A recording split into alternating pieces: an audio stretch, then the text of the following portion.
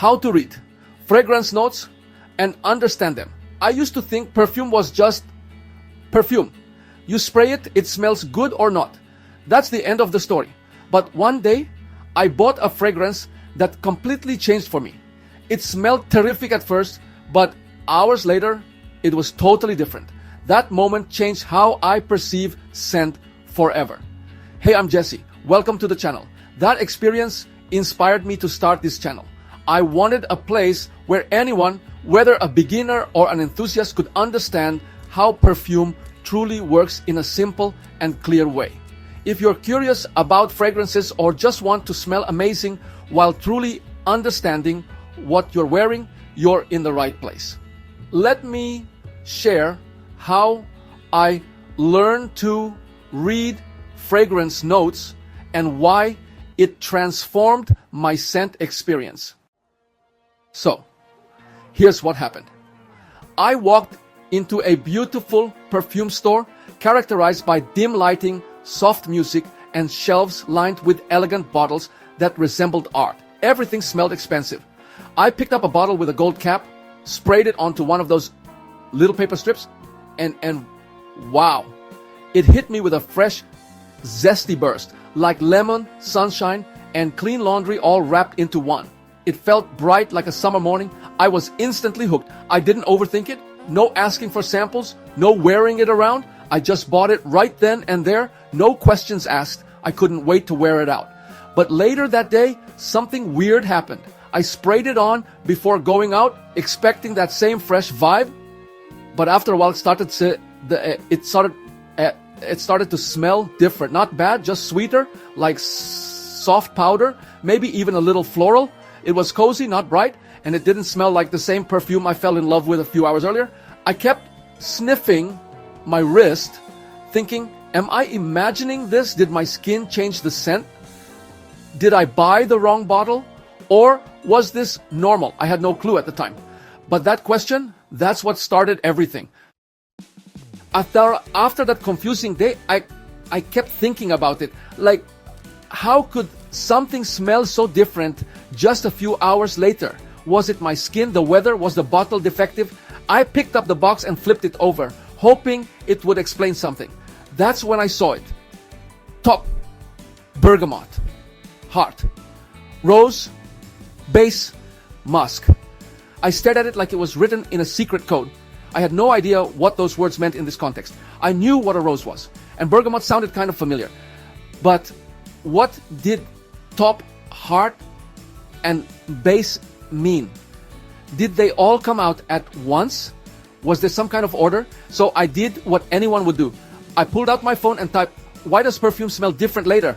And boom, I fell into the rabbit hole. Blog posts, Reddit threads, and YouTube videos from fragrance reviewers who could describe a scent like it was a work of art.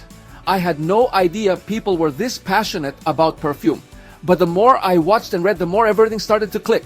Perfume didn't change randomly, it evolved, and those words I saw on the box, they were clues to how the perfume would behave over time. I started to realize if I could learn to read those notes, I could predict how a scent would shift on my skin before wearing it. So here's what I learned. And once I got this, everything started to make sense. Perfume is built in layers, like a song, a meal, or a story. It doesn't just hit you all simultaneously, it unfolds over time. That's where fragrance notes come in. Picture a pyramid. At the very top are what we call the top notes. These are the opening lines, the first impression. They're light, bright, and usually evaporate pretty quickly. Think about scents like lemon, bergamot, grapefruit, and mint. They're meant to grab your attention, like the opening scene of a movie. That lemony fresh smell I fell for in the store. That was a classic top note. It showed up strong and disappeared fast. Underneath are the middle notes, also known as heart notes. These are the actual body of the perfume where the story develops. They appear once the top fades, usually after 10 to 30 minutes. This is where you'll smell flowers like jasmine or rose, or spices like cinnamon, nutmeg, or even tea. They hold the whole thing together like the melody in a song. Finally, at the base of the pyramid are the base notes. These are the slow burners. They take the longest to develop, but last the longest too. Sometimes hours. Vanilla, amber, musk, sandalwood, patchouli. They're warm, smooth, and sometimes even creamy or earthy. I like to think of base notes as the memory of a scent, the part that stays on your hoodie after a long day. So, when my fresh perfume turned sweet and soft later that day, that was the base note coming to life.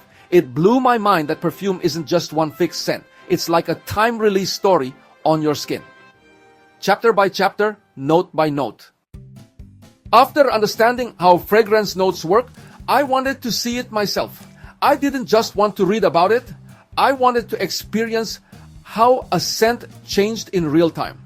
So I grabbed a few perfumes from my small collection and started doing what I now call my scent experiments. I'd spray one perfume on my wrist, another on the inside of my elbow, and sometimes even one on the back of my hand just to compare. Then I'd wait. I'd smell each one right after spraying, then again 15 minutes later, and again after an hour.